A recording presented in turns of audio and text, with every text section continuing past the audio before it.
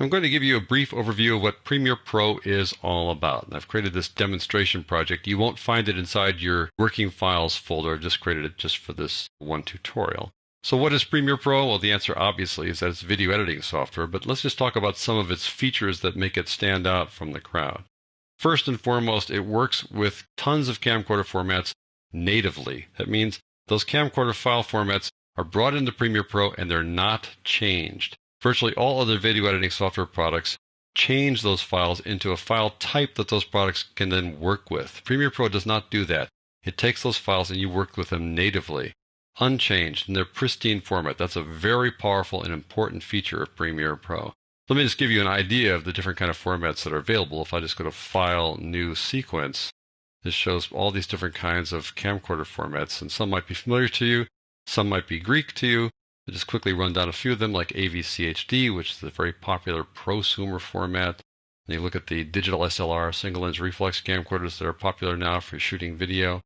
Look on down here, DVC Pro and XT-Cam, these are professional formats. The Red cameras are very high resolution formats. All these different kinds of camcorder formats run natively inside Premiere Pro. That's a really important feature of Premiere Pro. Also, it works with tons of different file format types. If I just open up the import dialog box and hover my cursor over this, you can't even see all the different file types. They run off the side of the screen. They get to D and then they cut down to M when I get back there again in a second. See that? Just all sorts of file types. And these are all audio, video, graphics, image file types that work inside Premiere Pro. It's really a full-featured program that can work with virtually anything you throw at it. That's a really important feature. Once you bring those files into Premiere Pro, essentially creating links to those files here inside the project panel, then you can put those files onto a sequence, as it's called here inside Premiere Pro, inside the timeline panel. So here's a sequence of clips inside this sequence. And once you bring a sequence of clips in, then you can edit them using trim tool. So here's a trim tool. I can just change that and trim it down and take some of the tail frames off, which leaves this gap, which is probably not what you want to do, but that's okay. You can edit that way. I'll undo that by pressing Control Command Z. Instead of using a trim tool like that, I'll use a different tool called a Ripple Edit tool by holding down a keyboard modifier and clicking. It turns into a different kind of a tool that does not make a gap, just actually kind of slides things over to fill the gap. Hold down again and drag that one there. Now that I've trimmed these guys, I can put a transition between the two of them. I'll just go show you that there are transitions here inside the Effects panel. There's the Effects tab, the Effects panel, and you got audio effects, audio transitions, video effects, video transitions. Let's just focus on video transitions. Over here, we'll scroll on down to look at a wipe transition, for example. We'll just add transition between these clips. We'll put a wedge wipe there. Once you add a transition, let's show you how it plays there. There you go. So a little transition go by. You're not stuck with just that appearance, just that one way of working with things. You can customize transitions. Let me just click on this to open up that transition inside the Effect Controls panel. There it is. And you can customize the heck out of it. Instead of, let's say, transitioning from the top to the bottom like that, let's say we want to go from the lower right-hand corner instead. You can transition that way. So there are options that you can apply to virtually all transitions. This particular one lets you have a border, so I'll make the border really obvious here so you can see it. There's the border. If I want to change the color, I can even pick a color from the scene, make the border the color from some color here in the scene. Here you go. There you go. So those are some of the cool features in terms of transitions. Let's move on to effects. You apply effects directly to a clip rather than between clips. You scroll up here and close down the transitions, go to Video Effects, and we'll just say add a blur. We can add a blur to a clip. So I'll go down here to a Gaussian blur, which is kind of a standard blur effect. I add it, doesn't blur. What's going on? That's because it's in neutral. It's kind of waiting for us to tell it how blurry we want to make things. We can make it, let's say, that blurry. And there you go. We've now blurred it. But the thing that's great about the effects inside Premiere Pro is that they're animatable. They're keyframeable. You can make them change over time. It's a hugely powerful feature inside Premiere Pro. So I'm going to go to the beginning of this clip. I'm going to say, okay, let's start blurry. So I'll put on a keyframe for blurriness.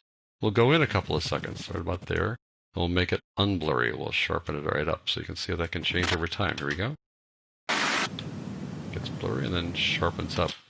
On top of applying an effect like blur, you can also do some color correction. There are tons of different effects, but I'll just show you a color correction here just as an example.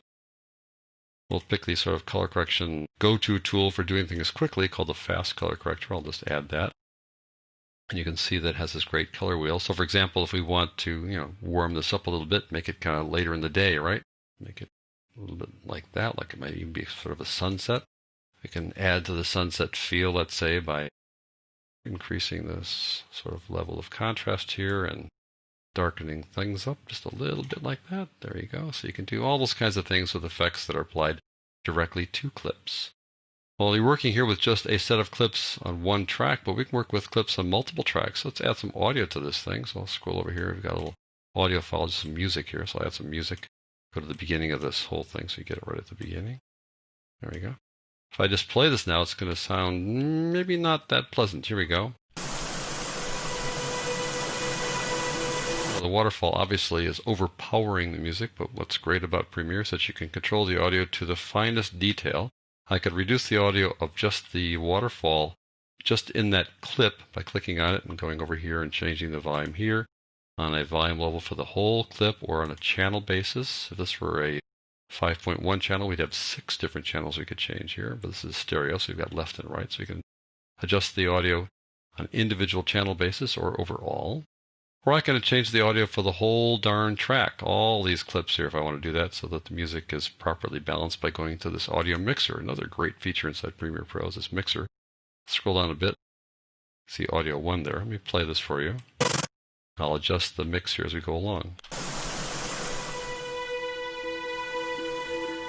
And as I adjust that, I can make that keyframeable as well. I can animate the audio changes so that we can, let's say, have the waterfall be loud for a moment and then bring it down while we bring up the music, things like that. So you can animate, you can change the audio levels as well as video effects over time. Well, not only can you add, let's say, multiple tracks of audio, you can add multiple tracks of video as well.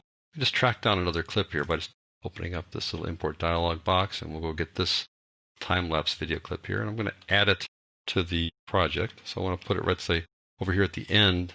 If I look at the end, there's the Matterhorn there. I'm going to take this other shot of the Matterhorn, put it on top of it. When I do that, it covers it up. So we don't want to cover it up. We want those two guys to be visible together. One way to do that is to do what's called a picture-in-a-picture effect. So I just grab this guy, click on it, and I can change its size quite easily. Put it over like that, and have those two guys play together. There you go. And if I want to add, let's say, a graphic here, I can add a title. Premiere Pro has this very powerful titler tool. I'll open it up by opening up an existing title here by double-clicking it. There's this title that I created inside the title using a template. You can see that you can have gradients there, strokes or borders around it, different fonts. You can have drop shadows, all different kinds of effects, as well as making shapes here using shape tools. All sorts of things you can do inside the titler. It's a very powerful tool. If this were a standalone tool, it'd probably be worth several $100s, but it just comes with Premiere Pro as part of the whole Premiere Pro package. You can see it like that as over transparency, or you can actually see it over a clip so you can get a sense of how it looks. I'll bring that guy into the project by just taking that titler and dragging it on top of this thing we made here. I'll extend its length so it's the full length of those two clips. And it'll just pop on the screen like that. And you may not want to pop it on the screen. You can, again, use the transitions to make that go a little more smoothly. Not only can you put transitions between clips, you can put transitions at the beginning or end of a clip. Let me scroll up here and go back to transitions here. Video transitions dissolve. Well, that'll dissolve to the beginning of the lower third. And add a dissolve to the beginning of the time lapse as well. Let's see how that looks now.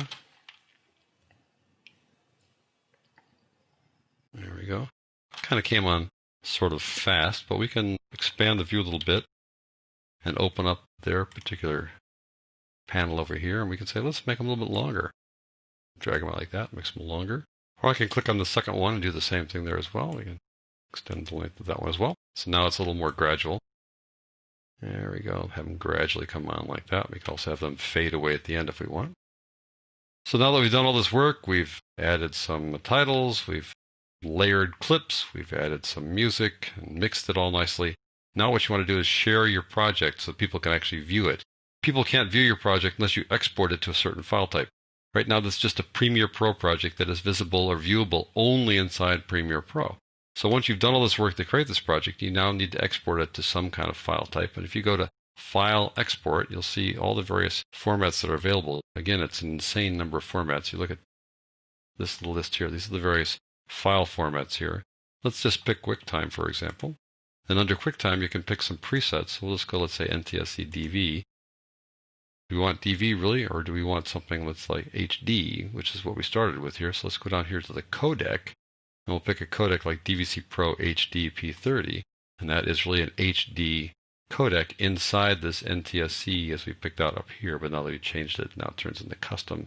And that would be a very large file that's certainly broadcast quality, or we can do something, let's say, that would run on a smartphone. Instead of QuickTime, we go to H.264 and look at its presets. We've got Android, tablets, 3G, PP, we got the iPhone, iPads, you name it, all these different presets, YouTube, Vimeo, whatever you want. You can just pick a preset here and create files that'll work on all those different kinds of applications or on all those different kinds of hardware. So that's Premiere Pro in a nutshell. It has just a huge number of features that will help you make excellent looking videos.